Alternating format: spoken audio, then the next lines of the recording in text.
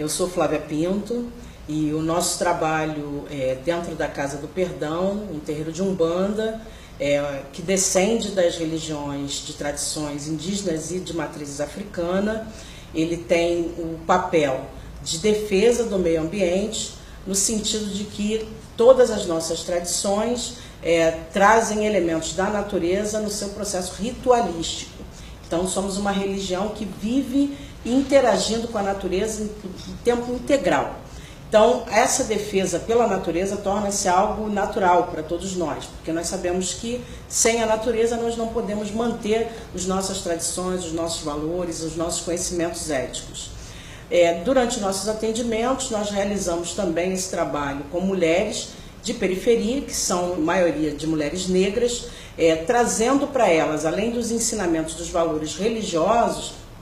resgatando para essas mulheres o conhecimento da sua própria história, que no Brasil não é passado de maneira lúcida, de maneira linear, e essas mulheres, ao terem conhecimento da sua própria história, passam a advogar pelos seus próprios direitos, de não viverem em situação de miséria, de não viverem em situação de desigualdade, de não terem os seus direitos vilipendiados, os seus direitos negados. Então, advogar por si mesmo passa a ser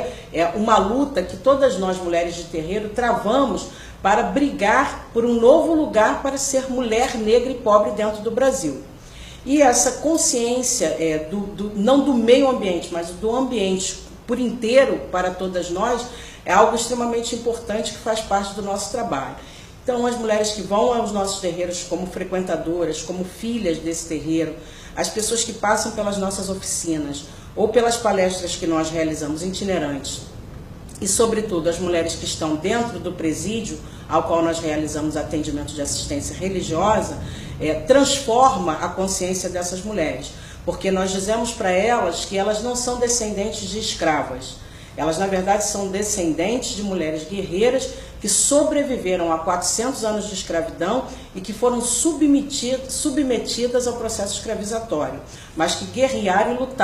e lutaram sobretudo porque mantiveram vivas dentro de si a sua fé, a sua religiosidade. E essa religiosidade passa como reconhecimento da natureza como elemento sagrado necessário para que a gente possa manter as próximas gerações. Então, as mulheres, as pessoas, os jovens, as crianças, os homens, os idosos que estão tendo acesso a esse conhecimento através de todos os nossos trabalhos na mídia, dentro do terreiro, no presídio, em todos os espaços, são pessoas que estão sendo formadas para uma nova consciência de relação com a natureza, que foi uma ruptura que a modernidade trouxe, mas que a gente traz de volta através dos terreiros, dentro dos templos religiosos. E essas pessoas, uma vez que passam a entender a natureza como um elemento fundamental da sua formação biológica, energética e espiritual, ela no futuro, sendo um empresário, um advogado, um gestor público, um político, ela será uma pessoa que vai ter uma atuação profissional diferenciada,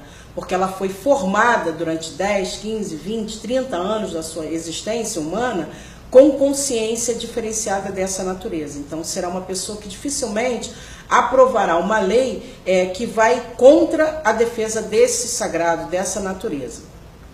Estar junto do Fé no Clima para nós foi fundamental, porque o Fé no Clima nos possibilitou potencializar todo esse conhecimento tradicional de defesa da natureza que nós trazemos ao longo de mais de 6 mil, 10 mil anos. O nosso tempo de existência não é de 2017 anos, nós estamos em outro tempo de existência milenar, e o Fé no Clima nos colocou diante de outros atores, de outros povos, de outras religiosidades que também trabalham com a defesa desse ambiente, dessa natureza sagrada. Então, isso trouxe para nós um enorme prazer, porque nós agora estamos atuando em rede internacional, ou seja, saímos de uma atuação local para uma esfera internacional de pessoas e povos, de religiões, de cientistas que lutam pela defesa, pela garantia desse ambiente saudável. E não dá para falar de meio ambiente sem falar da luta contra o racismo ambiental, contra o sexismo, contra a xenofobia, contra a homofobia, contra todas as formas de desrespeito ao direito das pessoas serem como a sua natureza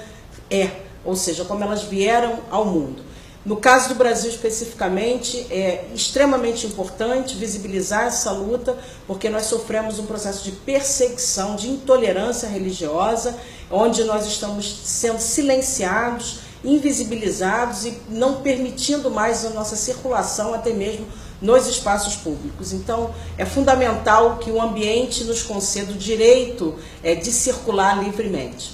O ensinamento que nós recebemos é que sem água não há vida. Então, a luta pela água é a luta pela minha própria vida. A luta pela terra é a luta pela minha própria vida. A luta pela floresta é a luta pela minha própria vida. Porque a água significa Oxum, Iemanjá, Inhansã, Nanã, Obaiwa.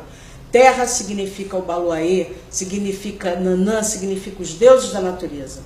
E as florestas significam Oxóssi, Ogum e todos aqueles elementos sagrados que fazem parte da nossa cosmologia, da nossa visão de deuses, de orixás presentes na nossa vida, na nossa formação de caráter, na nossa formação ética, na nossa formação moral e, portanto, na nossa vida em sociedade, colaborando dessa forma para a construção de uma cultura de paz, de um ambiente de paz, de uma vida de paz.